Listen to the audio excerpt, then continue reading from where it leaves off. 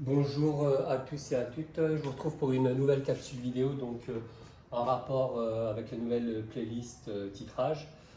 La situation d'aujourd'hui concerne le titrage d'une solution aqueuse d'acide éthanoïque qui contient l'acide carboxylique CH3COOH, donc espèce chimique qui sera le réactif titré par une solution aqueuse d'hydroxyde de sodium appelée aussi soude et qui contient donc les ions Na+HO-. Alors, il se produira une réaction de type acide-base, donc entre l'acide carboxylique CH3COOH et puis la base ultra connue contenue dans l'hydroxyde de sodium. Le réactif titrant seront donc les ions hydroxyde HO-. Alors, il s'agit d'une transformation acide-base qu'on peut suivre par exemple par pH-métrie et construire une courbe représentant l'évolution du pH en fonction du volume de solution titrante versée.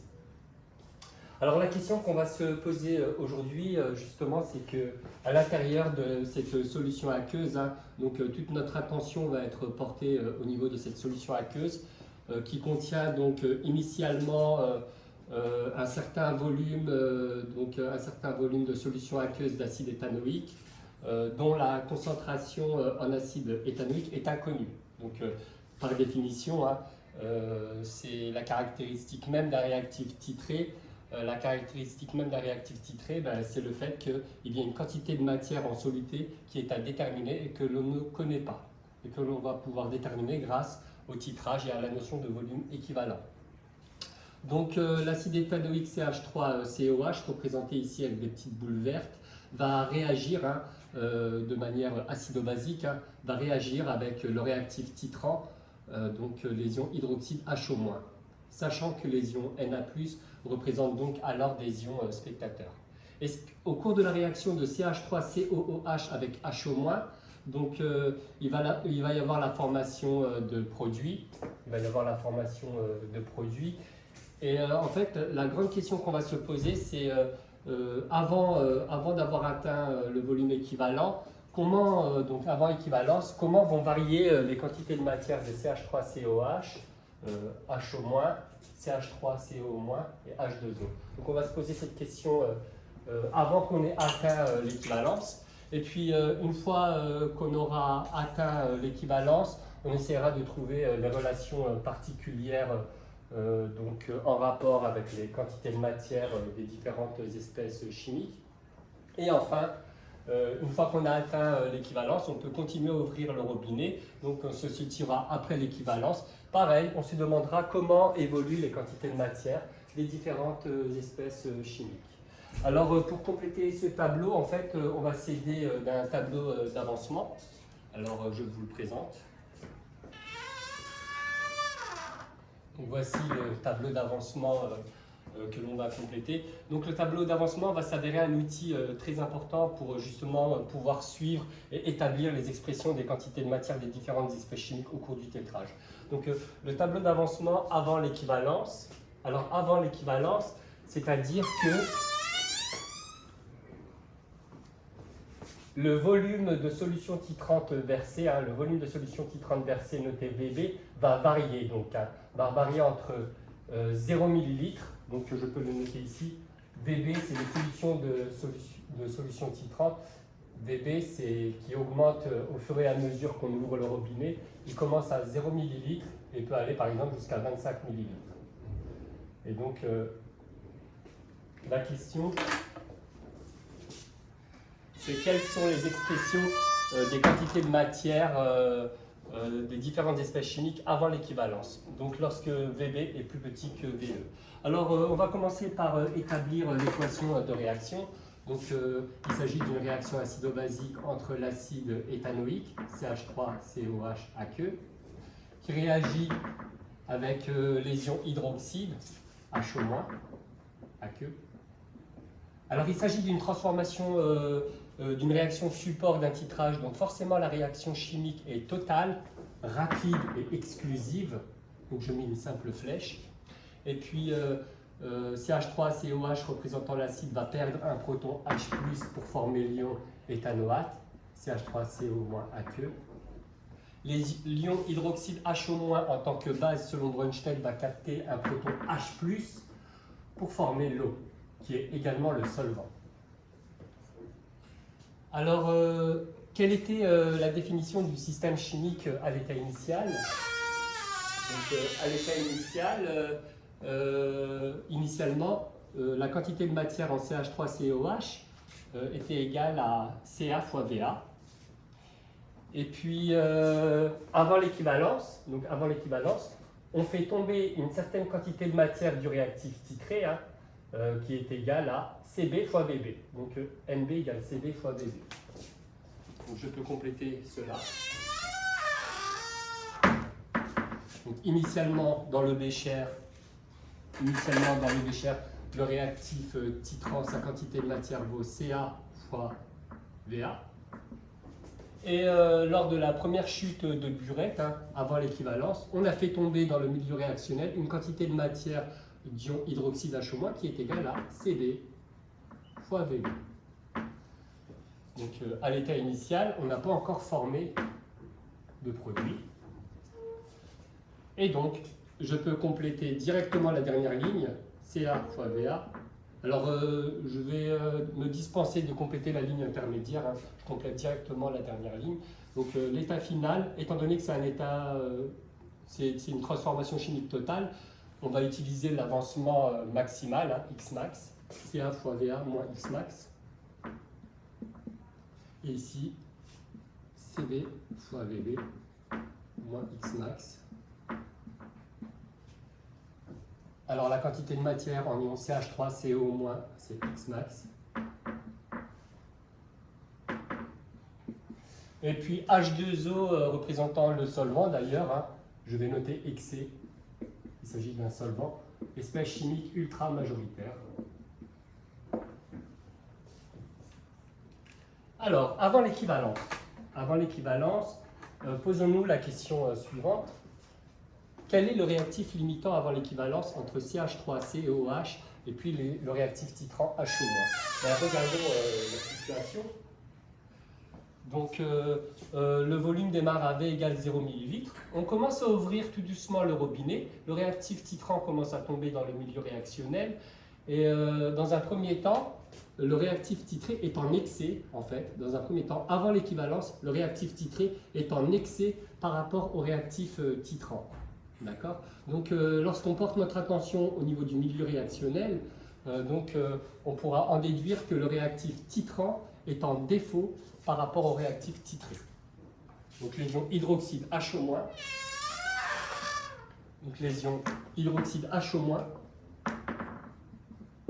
constituent le réactif limitant.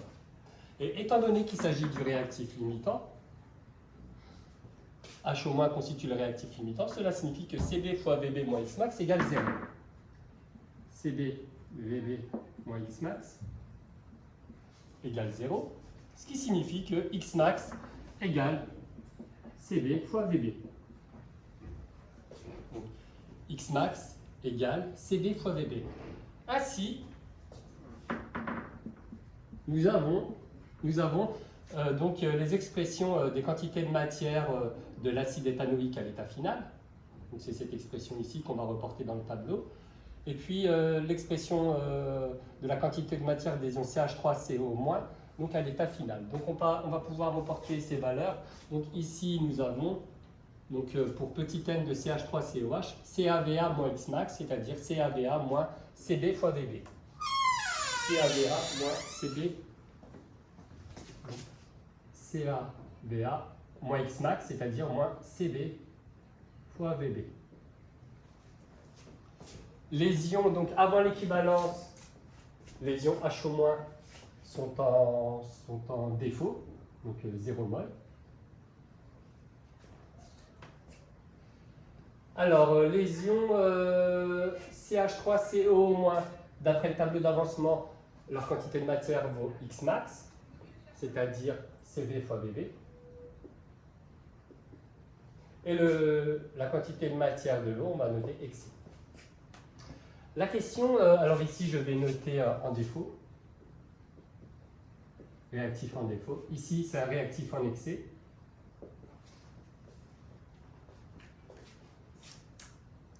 Question. Donc la question, alors je vais faire ce tableau ici. Donc, alors au départ, initialement, hein, lorsque le volume de solution titrante vaut 0 ml, on a une certaine quantité de matière de réactif attitré. D'accord ? Et au fur et à mesure qu'on fait tomber le réactif titrant, eh bien, le réactif attitré va réagir, hein, donc va réagir avec le réactif titrant. Donc la quantité de matière au cours du temps va diminuer. D'accord ? Donc il va y avoir une diminution. Alors ici, la quantité de matière vaudra 0 mol tout le temps, donc avant qu'on ait atteint le volume équivalent, donc il n'y a pas d'évolution, hein, 0 mol qui va rester 0 mol. Et donc au fur et à mesure qu'on va ouvrir le robinet, hein, en partant de 0 ml jusqu'au volume équivalent, eh bien on va former de plus en plus, de CH3CO-, hein, VB va augmenter, donc ici la quantité de matière va augmenter, et puis l'eau sera en excès.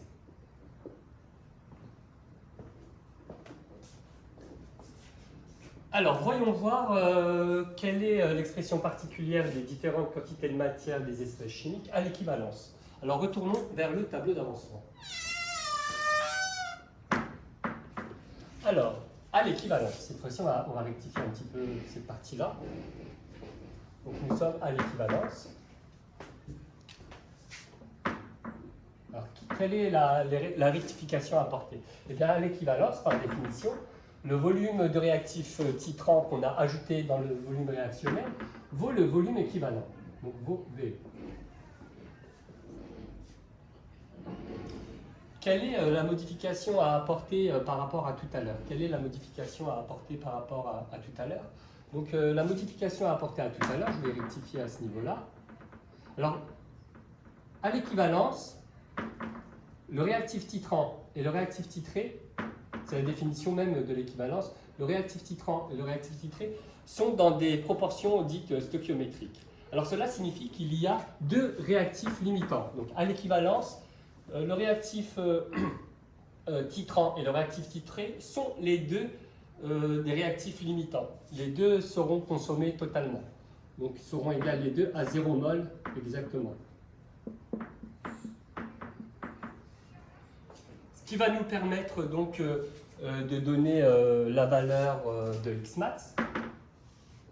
Alors, ça va nous permettre de donner la valeur de Xmax.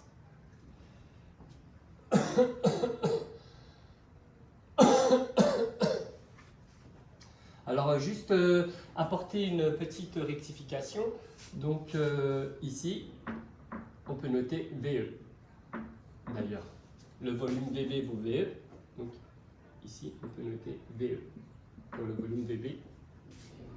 Et puis ainsi, on peut noter les ions hydroxyde HO- sont réactifs limitants, c'est-à-dire que CB fois VE moins Xmax égale 0 mol, ce qui peut donner donc Xmax qui vaut CB fois VE. Donc c'est une première expression de Xmax possible, hein, vu qu'on le sait que HO- est réactif limitant, mais aussi à l'équivalence, le réactif titré aussi est limitant. Donc CH3, COOH donc, est aussi limitant. Ce qui va nous permettre d'écrire CAVA moins Xmax égale 0. CAVA moins Xmax égale 0 mol. Et donc, ça donne aussi une autre expression de Xmax. Les deux expressions de Xmax sont valables. Hein. Xmax égale CA fois VA. Les deux expressions sont valables. D'ailleurs, ça nous donne la relation à l'équivalence. Hein. C'est une manière de démontrer d'ailleurs la relation à l'équivalence. Donc, à l'équivalence, on a Xmax qui vaut CB fois VE. On a Xmax qui vaut CA fois VA. Donc, à l'équivalence, on peut même noter CB fois VE égale CA fois VA. Donc ça, c'est une redémonstration de la relation spécifique qui existe entre les quantités de matière de réactifs titrants et de réactifs titrés à l'équivalence. Alors, complétons ce tableau. Hein. Donc, nous avons trouvé pour Xmax CB fois VE, ou bien CA fois VA. Alors, à l'équivalence, à l'équivalence, que vaut la quantité de matière donc, de CH3COH dans le milieu réactionnel? Eh bien, il n'y en a plus de CH3COH, 0 mol. Donc, une valeur qui n'a pas lieu d'étudier l'évolution, on est dans une valeur fixée. Et les ions hydroxydes aussi sont réactifs limitants, 0 mol. La question c'est que vaut la quantité de matière de CH3CO-? D'après le tableau d'avancement, ça vaut X max. Donc on choisit l'expression Ca fois Va ou Cb fois Ve, une des deux, c'est pareil.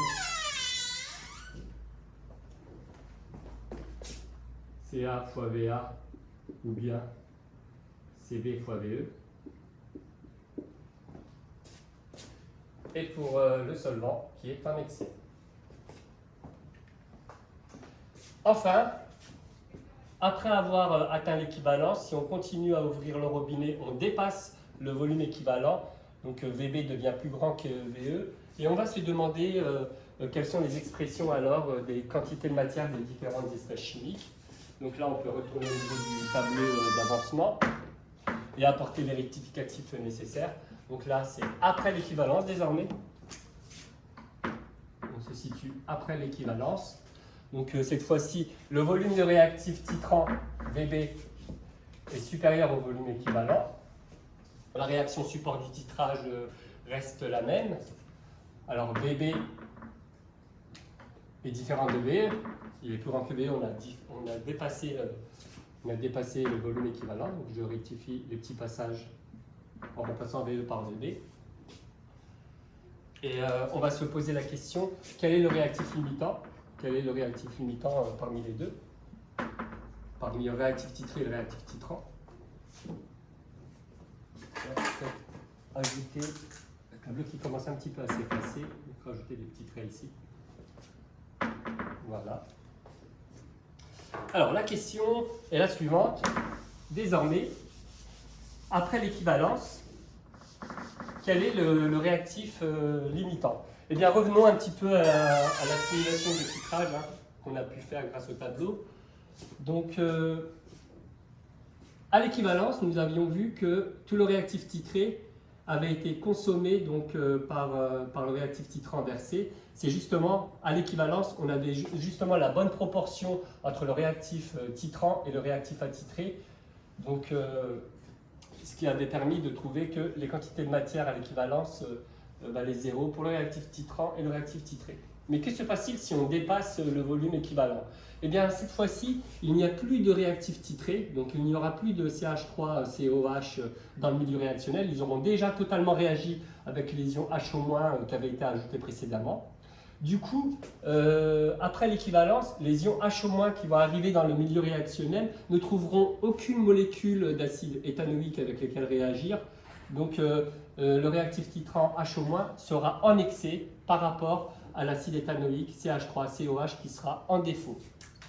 Donc, le réactif limitant, cette fois-ci, le réactif limitant seront constitués par les molécules d'acide éthanoïque. Donc, CH3COH, c'est le réactif limitant, alors que les ions hydroxyde HO- sont en excès. Donc, ici, en excès. Ici, c'est limitant. Alors, si c'est limitant, ça signifie que ça vaut 0 mol à l'état final. Donc, Ca fois Va moins X max égale 0 mol. Ce qui donne donc X max qui vaut donc Ca fois Va.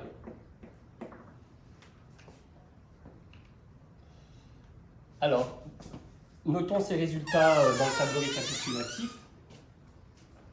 Donc, après l'équivalence, lorsque Vb est plus grand que Ve, CH3COH est le réactif limitant, donc 0 mol, il n'y en a plus à la fin.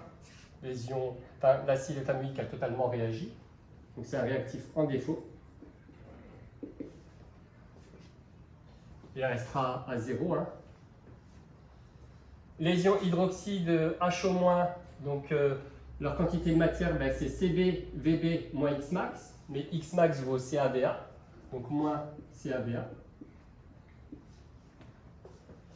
Et au fur et à mesure qu'on continue d'ouvrir le robinet, après l'équivalence, les ions hydroxyde H- vont s'accumuler dans le milieu réactionnel. Donc leur quantité de matière va augmenter. D'ailleurs, c'est un réactif en excès. On peut le rajouter ici.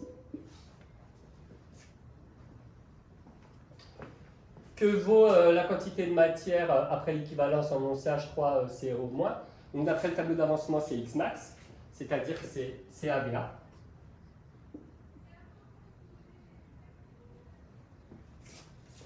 Et l'eau est en excès. CaVA, ou d'ailleurs, hein, on avait déjà établi tout à l'heure, CB fois VB. Donc voici terminée la démonstration, qui a permis d'illustrer l'évolution des différentes quantités de matière d'espèces chimiques au cours d'un titrage pH métrique. Donc il faut savoir réitérer ce type de raisonnement pour différents types de titrage. Hein. Ça peut être un titrage pH métrique ou un titrage conductimétrique. Donc il s'agit d'essayer de bien comprendre ce qui se passe au niveau du milieu réactionnel et de s'aider sur un brouillon. Donc on peut s'aider d'un brouillon pour construire aussi un tableau d'avancement. Donc je vous remercie de m'avoir suivi durant cette capsule vidéo. Je reste à votre disposition pour toute question donc, en rapport avec la notion qui vient d'être présentée, ou aussi si jamais vous découvrez des coquilles, n'hésitez pas à m'en faire part. Je vous remercie bien. Au revoir.